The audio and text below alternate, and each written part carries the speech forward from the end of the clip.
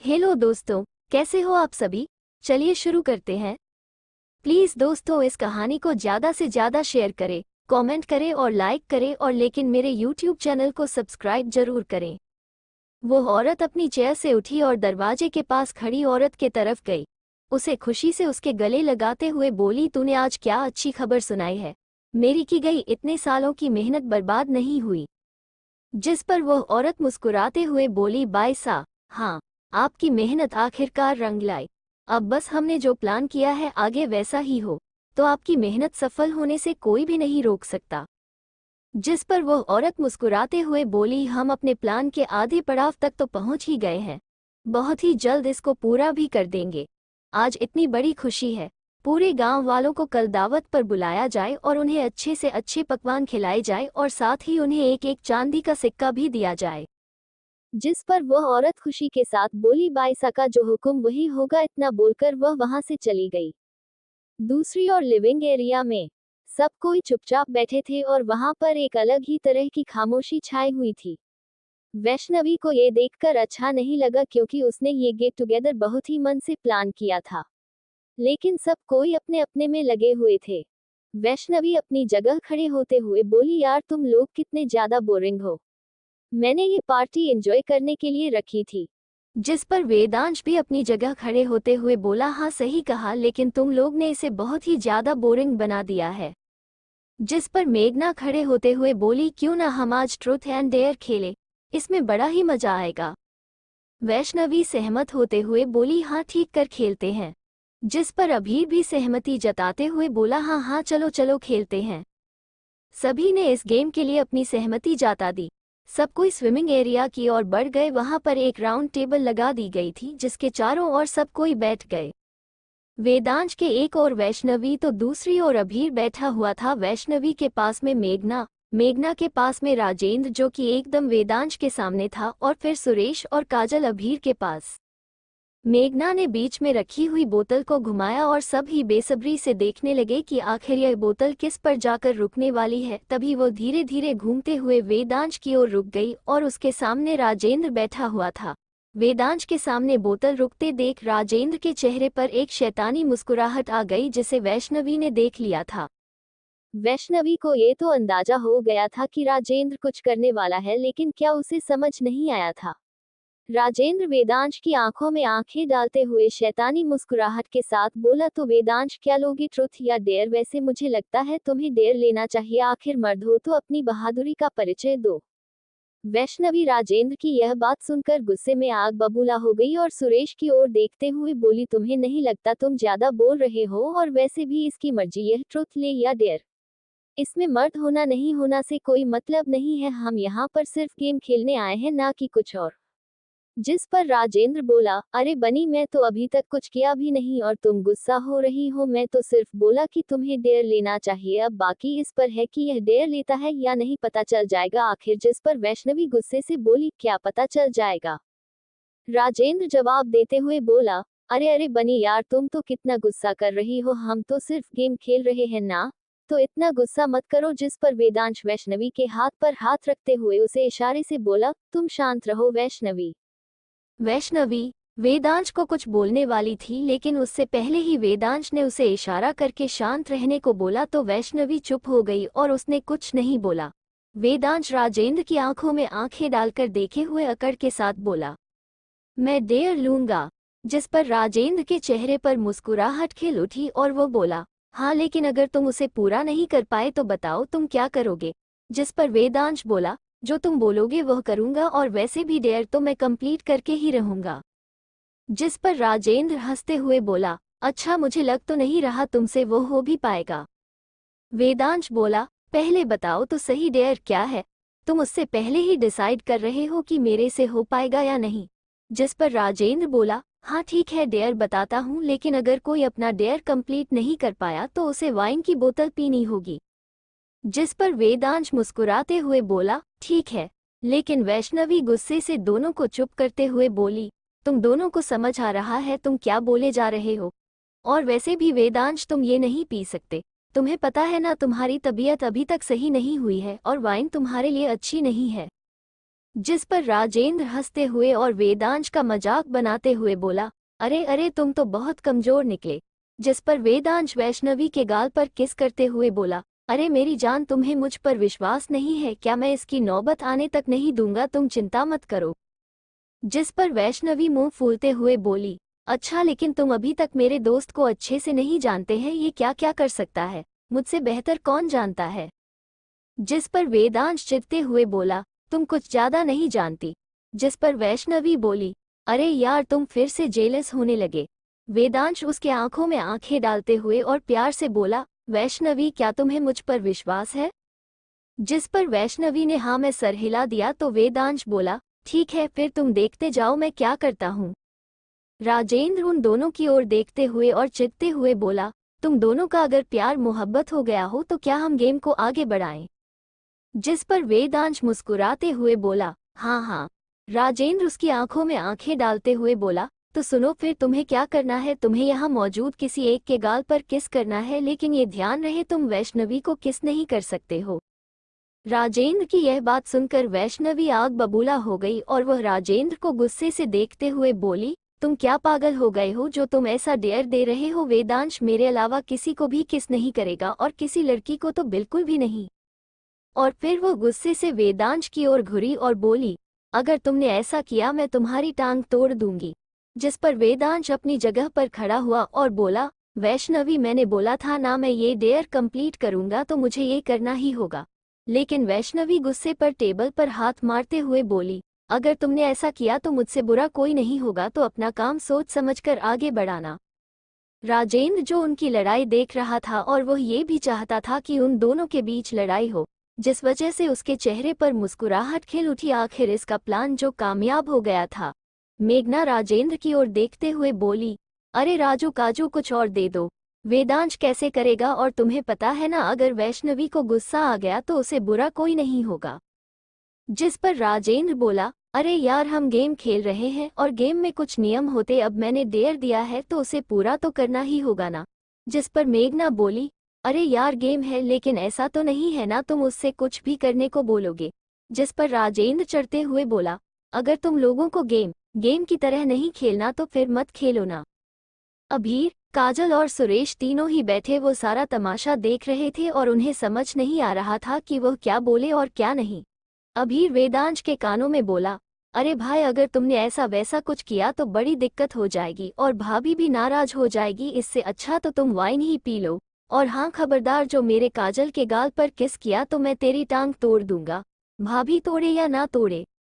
जिस पर वेदांश उसे गुस्से में घूरते हुए बोला, मुझे वैसे भी तेरी यह सो कोल्ड मंगेतर पसंद नहीं है, इसे किस करने से पहले मैं डूब ना जाऊं। जिस पर अभीर उससे गुस्से से बोला, मेरी मंगेतर बहुत ही ज्यादा सुंदर है, उसके बारे में कुछ भी मत बोल, और वैसे भी तेरा टेस्ट खराब है, इसमें मैं क्या ही बोलूं। जिस पर वेदांश मुंह बनाता हुआ बोला, मेरा टेस्ट खराब है या तेरा? मेरी वाली तेरी वाली से ज्यादा सुंदर है। जिस पर अभीर कुछ नहीं बोल सका क्योंकि यह बात तो सही थी कि वैष्णवी काजल से लाख गुना सुंदर थी। जहां काजल मेकअप से लिप होती करती थी चेहरे पर, वहां वैष्णवी का चेहरा नेचुरली ही बहुत सुंदर दिखाई देता था और वह मेकअप भी नहीं करती थी। अभीर चुपचाप बैठ गया। वैष्णवी गुस्से से खा जाने वाली नजरों से वेदांश की ओर देख रही थी और मन ही मन में बोली, अगर उसने ऐसा वैसा कुछ किया और दूसरी लड़की को किस तक किया तो आज इस लड़की की खैर नहीं, इसको तो मैं अच्छे से रात को सबक सिखाने वाली हूँ। वेदांश धीमे धीमे कदमों से मेघना की ओर बढ़े जा रहा था। सबको तो ये देखकर बड़ा ही मजा आ रहा था, लेकिन वैष्णवी को गुस्सा बहुत ज्यादा आ रहा था। लेकिन वो अब कुछ भी कर नहीं सकती थी क्योंकि उसने वेदांश को मना किया, लेकिन वेदांश उसकी बात नहीं सुन रहा था। प्लीज दोस्तों इस कहानी को ज्यादा से ज्यादा शेयर करें, कमेंट करें और लाइक करें और मेरे YouTube चैनल को सब्सक्राइब जरूर करें। वेदांश धीमे धीमे कदमों से मेघना की ओर बढ़े जा रहा था। मेघना जो कि शांति से बैठी हुई थी, वेदांश को अपनी ओर आते देखा वह बेचैन हो उठी। उसने परेशान होते हुए वैष्णवी की ओर देखा जो कि गुस्से से उसकी ओर ही खा जाने वाली नजरों से देखे जा रही थी। मेघना डरते हुए खुद में बड़बड़ाते हुए बोली, अरे यार जीजू क्यों मेरी ओर आ रहे हैं? अगर उसने मुझे गाल पर किस छोड़ो थोड़ा सा भी हाथ लगा लिया तो वैष्णवी तो आज मेरा मर्डर ही कर डालेगी और उनकी टांगें टूटेगी, वो अलग से ही है। भगवान बचा लो आज मुझे। वेदांश के चेहरे पर एक मुस्कुराहट थी और वह धीमे धीमे आगे बढ़ा जा रहा था। दूसरी ओर राजेंद्र को ये देखकर बड़ा ही मजा आ रहा था और उसे मालूम था कि अगर वेदांश ने मेघना को हल्का सा टच भी कर दिया तो वैष्णवी उससे गुस्सा हो जाएगी। और वैष्णवी को ऐसे लड़के बिल्कुल पसंद नहीं जो कमिटेड होते हुए भी दूसरी लड़कियों के पीछे भागते रहते हैं, और क्या पता वैष्णवी वेदांश को छोड़ भी दे। ये सोचते सोचते राजेंद्र के चेहरे पर मुस्कुराहट खिल उठी, क्योंकि वो यही तो चाहता था कि वेदांश और वैष्णवी का रिश्ता टूटकर बिखर जाए। जहां सभी सब कोई इस नज़ारे को देखने में बिजी थे, वहीं दूसरी तरफ सबकी नज़रों से बचते हुए काजल ने वेदांश की ड्रिंक में एक गोली मिला दी और किसी को ये कानों कान खबर तक भी नहीं हुई। लेकिन सुरेश ने काजल को ऐसा करते हुए देख लिया और उसकी हैरानी की सीमा ना रही। वो मन ही मन में सोच रही रहा था कि यह लड़की मुझे लगा ही पैसों के लिए शादी कर रही है, तो फिर उसने वेदांश के ड्रिंक में कुछ क्यों मिलाया। अभी सुरेश के दिमाग में एक बात क्लिक होती है और उसे याद आता है कि काजल ने उसे एक बार कहा था कि वो किसी मकसद से अभीर की जिंदगी में आई है और वह मकसद पूरा करने के बाद चली जाएगी, लेकिन उसे समझ ही नहीं आ रहा था कि यह मकसद है क्या और काजल करना क्या चाहती है। वहां दूसरी ओर वेदांश मेघना के पास पहुंच चुका था। वह नीचे की ओर झुका, तभी वैष्णवी की फिर गुस्से से आवाज आई, वेदांश अगर तुमने कुछ किया तो ये याद रखना तुम्हारा हाल बहुत ही बड़ा होने वाला है। लेकिन वेदांश ने वैष्णवी की बातों को अनदेखा कर मेघना के पास नीचे बैठा और सभी के दिल की धड़कनें बढ़ गई थी और उन्हें पता था कि अगर वेदांश ने ऐसा कुछ किया तो आज उसकी पिटाई जरूर होने वाली है। पास बैठी मेघना, उसकी तो डर से हालत खराब हो रही थी और उसे समझ नहीं आ रहा था कि वह वेदांश को क्या बोले और क्या नहीं, और अगर वेदांश ने किस कर दिया तो वैष्णवी उसका क्या करेगी। यह सोच सोच कर उसके दिल की धड़कनें बढ़े जा रही थी और अब उसके चेहरे पर पसीने की बूंदें भी दिखाई देने लगी थी। लेकिन ये क्या, सभी की आंखें हैरानी के साथ खुली की खुली रह गई और सब कोई वेदांश की और हैरानी भरे एक्सप्रेशन से देखने लगे। कुछ सेकंड बाद जब सबको समझ आया तो वो सब कोई जोर जोर से पेट पड़कर हंसने लगे। लेकिन वहां मौजूद एक आदमी के चेहरे पर हैरानी के साथ साथ गुस्से भरे एक्सप्रेशन थे। वो वेदांश की और गुस्से से देखते हुए बोला कि यह क्या था और तुमने मुझे किस क्यों किया। थोड़ी देर पहले वेदांश मेघना के पास बैठा। सबकी सांस मानो थम सी गई थी कि आगे क्या होने वाला है, और सबसे ज्यादा तो सभी को वैष्णवी के गुस्से से डर लग रहा था, क्योंकि वैष्णवी उन दोनों को ही खा जाने वाली नजरों से देखे जा रही थी, मानो वो अभी उन दोनों को कच्चा चबा कर खा जाएगी। लेकिन वेदांश ने मेघना के पास बैठे राजेंद्र के गालों को जल्दी से चुमा और खड़ा हो गया। ये देखकर वहां मौजूद सभी को बहुत ज्यादा हैरानी हुई और हैरानी से उनका मुंह खुला का खुला रह गया। लेकिन राजेंद्र को तो समझ ही नहीं आया कि अभी अभी उसके साथ क्या हो गया। वो तो वेदांश और वैष्णवी की लड़ाई कराने वाला था, लेकिन वेदांश ने यह क्या किया, उसे कुछ समझ ही नहीं आ रही था। उसके चेहरे के मुस्कान भरे एक्सप्रेशन अब गंभीरता में बदलने लगे थे और उसके चेहरे पर अब गुस्सा और हैरानी दोनों ही दिखाई दे रहे थे। लेकिन वहां मौजूद सभी वेदांश की इस हरकत पर जोर जोर से हंसने लगे। वैष्णवी को पहले तो बहुत हैरानी हुई, लेकिन वेदांश की यह हरकत देखकर वो भी अपनी हंसी नहीं रोक पाई। वेदांश अपने होठों को हाथों से पूछते हुए और शैतानी भरे अंदाज में बोला, अरे अरे तुम्हारे गाल तो किसी कड़वे करेले से भी ज्यादा कड़वे हैं। जिस पर राजेंद्र उसे गुस्से से घूरते हुए बोला, लेकिन तुम्हारी हिम्मत कैसे हुई मेरे इतने करीब आने की। मैंने डेयर दिया था कि किसी के गालों को चूमना है, लेकिन तुमने मुझे क्यों किस किया। जिस पर मेघना अपनी हंसी को कंट्रोल करते हुए बोली, हाँ हाँ राजू काजू ने तो डेयर कुछ और दिया था, लेकिन आपने इन्हें क्यों चूमा। क्या आप राजू काजू को तो नहीं पसंद करने लगे हैं। वैष्णवी की ओर देखते हुए मजाकिया अंदाज में, वैष्णवी तेरा तो एक और कंपटीशन आ गया है, जरा अपने मंगेतर को बचा कर रखना। कहीं शादी के बाद ऐसा ना हो कि पता चले तेरे बेस्ट फ्रेंड ने तेरे मंगेतर को अपने साथ भागा कर ले गया हो। वेदांश वैष्णवी की ओर बढ़ा और वैष्णवी को अपनी बाहों में भरते हुए और सभी के सामने उसके गालों को प्यार से चूमते हुए बोला, अरे अरे मेरा टेस्ट इतना भी खराब नहीं है। वैसे भी मैं अपनी वैष्णवी को ही पसंद करता हूँ और उसी के साथ ही शादी करूंगा। वैष्णवी, जो कि थोड़ी देर पहले वेदांश पर गुस्सा कर रही थी, लेकिन वेदांश का राजू को चूमने से उसका गुस्सा कहीं गुम सा हो गया था। वो वेदांश को बड़े ही प्यार से देख रही थी और उसकी बातें सुन रही थी। वेदांश की आखिरी बात सुनकर वैष्णवी को बहुत ही ज्यादा अच्छा लगा और वह वहां सभी मौजूद लोगों को अनदेखा कर वेदांश का कॉलर पकड़ उसे अपने करीब खींचा और उसके होठों पर अपने होठ रख दिए। अचानक से ये होते देख सभी एक बार फिर से हैरान हो गए और उनकी आंखें खुली की खुली रह गई। मेघना जल्दी से अपने आंखों पर हाथ रखकर, लेकिन वह अपने अंगुलियों के गैप के बीच से उन्हें देखते हुए बोली, अरे यार तुम दोनों कुछ तो शर्म कर लो, यहाँ पर इतने लोग बैठे हैं, अब क्या आप दोनों सभी को लाइव दिखाने वाले हो क्या? इतना बोलकर मेघना जोर जोर से हंसने लगी थी और उसके पीछे अभीर, काजल और सुरेश भी। वेदांश, जो कि पहले हैरान रह गया था वैष्णवी के इस अचानक के मूव से, और उसे ऐसे सभी के सामने किस करने से शर्म तो आ रही थी, लेकिन वह राजेंद्र के सामने दिखाना चाहता था कि उनका रिश्ता कितना ज्यादा मजबूत है और वह दोनों कितना ज्यादा एक दूसरे के करीब है। वेदांश ने भी वैष्णवी सर के पीछे हाथ रख उसका साथ देने लगा। उसने अपनी तिरछी नजरों से राजेंद्र की ओर देखा और राजेंद्र का चेहरे गुस्से और जलन से काला हो गया था। गुस्से से उसने अपने हाथ की मुठ्ठियां बंद कर ली थी, लेकिन वो चाहकर भी कुछ नहीं कर सकता था सिवाय अपनी मोहब्बत को दूसरे का होते हुए देखकर। उसने पास पड़ी वाइन की बोतल खोली और उसे ग्लास में भरकर एक ही झटके में सारी की सारी वाइन गटक ली थी। वेदांश और वैष्णवी के दूसरे से दूर हुए और उनके बाकी दोस्त राजेंद्र को छोड़कर सब कोई वंस मो चिल्लाने लगे थे, लेकिन वेदांश के गाल और कान शर्म से लाल हो गए थे। वैष्णवी आगे आई और प्यार से वेदांश के होठों पर लगी लिपस्टिक को साफ कर दिया। सब कोई उन प्यारे कपल को देख रहे थे और सीटी बजा रहे थे। वैष्णवी और वेदांश दोनों ही अपनी अपनी जगह पर बैठ गए, लेकिन राजेंद्र गुस्से से वेदांश की ओर देखते हुए बोला, तुमने अभी तक अपना डेयर कंप्लीट नहीं किया है, अब तुम्हें वाइन पीनी होगी। जिस पर वेदांश राजेंद्र को शैतानी भरी मुस्कान से देखता है और ये देखकर राजेंद्र को थोड़ा अजीब लगता है और उसे समझ नहीं रहा होता कि आखिर वेदांश ऐसे क्यों हंस रहा है। वो शर्त तो हार गया था फिर भी।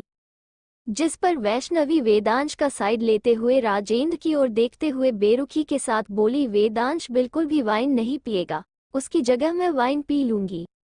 जिस पर वेदांश वैष्णवी की ओर देखते हुए प्यार से बोला, मेरी जान तुम्हें ऐसा कुछ करने की जरूरत नहीं है, मैंने डेयर पूरा कर लिया है। जिस पर वैष्णवी हैरानी से वेदांश की ओर देखते हुए बोली, पर कैसे, तुमने तो राजेंद्र को किस किया था, तो ये डेयर कैसे पूरा हुआ? जिस पर वेदांश मुस्कुराते हुए और राजेंद्र की आंखों में आंखें डालकर देखते हुए बोला, डेयर ये था कि मुझे किसी को किस करना है वैष्णवी को छोड़कर, ये नहीं बोला था कि किसी लड़की के गाल पर करना है। तो मैंने राजेंद्र के गाल पर किस करके ये डेयर पूरा कर लिया। लेकिन राजू काजू थोड़ा मीठा खाया करो, कितने बेस्वाद हो तुम, पूरे मुंह का स्वाद खराब कर दिया। वेदांश की आखिरी बात सुनकर सभी की हंसी छूट गई। सब कोई जोर जोर से राजेंद्र पर हंसने लगे। राजेंद्र का चेहरा गुस्से से काला हो गया। वो गुस्से से वेदांश की ओर देखते हुए बोला, मैं तुम्हारा कोई राजू काजू नहीं हूं, समझे, मुझे राजेंद्र कहकर बुलाओ। वेदांश राजेंद्र को देखकर हंसते हुए और उसकी टांग खिंचाई करते हुए बोला, अरे ऐसे कैसे नहीं बोल सकता, तुम मेरी वैष्णवी के बेस्ट फ्रेंड हो और वह भी तो तुमको इसी नाम से बुलाती है, तो फिर मैं क्यों नहीं। जिस पर वैष्णवी भी वेदांश का साथ देते हुए प्यार से राजेंद्र को बोली, हाँ राजू, जब मैं बोलती हूँ तो वेदांश क्यों नहीं बोल सकता, तुम्हें आखिर वह मेरा होने वाला मंगेतर है, तो मेरा बेस्ट फ्रेंड उसका भी तो बेस्ट फ्रेंड होगा ही ना। अब राजेंद्र भला वैष्णवी की बातों को कैसे टाल सकता था, उसने ना चाहते हुए भी हाँ में सर हिला दिया। ये देखकर वेदांश के चेहरे पर एक जीत भरी मुस्कान खिल उठी, जिसे देखकर राजेंद्र को लग रहा था ये मुस्कान सिर्फ और सिर्फ उसे चिढ़ाने के लिए है, लेकिन फिलहाल वो वैष्णवी के सामने अब वेदांश से और पंगा नहीं लेना चाहता। वेदांश ने मुस्कुराते हुए अपने जूस की ग्लास हाथ में ली। काजल की नजरें उसके ग्लास की तरफ ही थी और वह मन ही मन बोली, जल्दी से पियो वेदांश भाई, फिर देखो आपके साथ क्या होता है। प्लीज दोस्तों, इस कहानी को ज्यादा से ज्यादा शेयर करें, कमेंट करें और लाइक करें और मेरे YouTube चैनल को सब्सक्राइब जरूर करें। वेदांश ने अपने जूस की ग्लास हाथ में उठा ली। ये देखकर काजल को बहुत ही ज्यादा खुशी हुई। वो मन ही मन खुद से बोली, बस एक सिप ले लो और काम हो जाएगा। तभी वैष्णवी की नज़र काजल पर गई, जो कि कब से वेदांश की ओर देखे जा रही थी, और जब उसने गौर से देखा तो उसे समझ आया कि उसकी नज़र हाथ में पकड़े हुए ग्लास पर थी। वैष्णवी को ये समझते देर नहीं लगी कि इसमें कुछ मिलाया गया है और ये काम काजल ने किया है, लेकिन उसे समझ नहीं आया कि काजल ने ये सब कब किया होगा, क्योंकि जूस तो कुछ समय ही पहले आया है और वो तो कब से ही उसके सामने ही बैठी हुई है, फिर कैसे। तभी उसके दिमाग में एक बात आई। वो खुद में बड़बड़ाते हुए बोली, ये लड़की बड़ी ही चालू है। जब सबका ध्यान मेघना और वेदांश पर था तभी ही जरूर इस लड़की ने वेदांश के ग्लास में कुछ मिलाया होगा। तभी वेदांश जूस का ग्लास अपने होठों की ओर बढ़ाने लगा। ये देखकर काजल की आंखों में चमक आ गई। वो बड़े ही एक्साइटेड होकर वेदांश की ओर देखे जा रही थी। उसे तो बस वेदांश के एक सिप लेने भर का इंतजार था, लेकिन वेदांश उसकी एक सिप ले पाता उसे पहले ही वैष्णवी ने उसे इस तरह से हाथ झटका कि वेदांश के हाथ से वह ग्लास जाकर टेबल पर गिरा, जिस वजह से पास बैठे वेदांश, अभीर और काजल की ड्रेस पर जूस जाकर गिरा। तीनों ही एक साथ खड़े हो गए। वैष्णवी माफी मांगते हुए बोली, सॉरी सॉरी, गलती से हो गया। लेकिन जहां वैष्णवी की गलती से वेदांश और अभीर नाराज नहीं थे, वहीं दूसरी ओर काजल की खुशी पर तो जैसे मानो जूस पानी ही गिर गया हो। उसे वैष्णवी पर बड़ा ही गुस्सा आ रहा था, लेकिन वो चाहकर भी अपना गुस्सा नहीं दिखा सकती थी। वैष्णवी ने जब तिरछी नजरों से उसका गुस्से भरा चेहरा देखा और उसके अरमानों पर पानी गिरते देखा तो उसे बड़ा ही मजा आ रहा था। जिस पर वेदांश जवाब देते हुए बोला, अरे जान, कोई बात नहीं, इसको साफ करने से हो जाएगा। लेकिन काजल की वाइट ड्रेस पर दाग लग गया है, उसे दूसरे कपड़े दे दो। वैष्णवी हाँ में सर हिलाते हुए बोली, हाँ हाँ वेदू, मैंने आज तुम्हारे लिए कुछ कपड़े मंगवाए थे, अभी तक तो आ गए होंगे।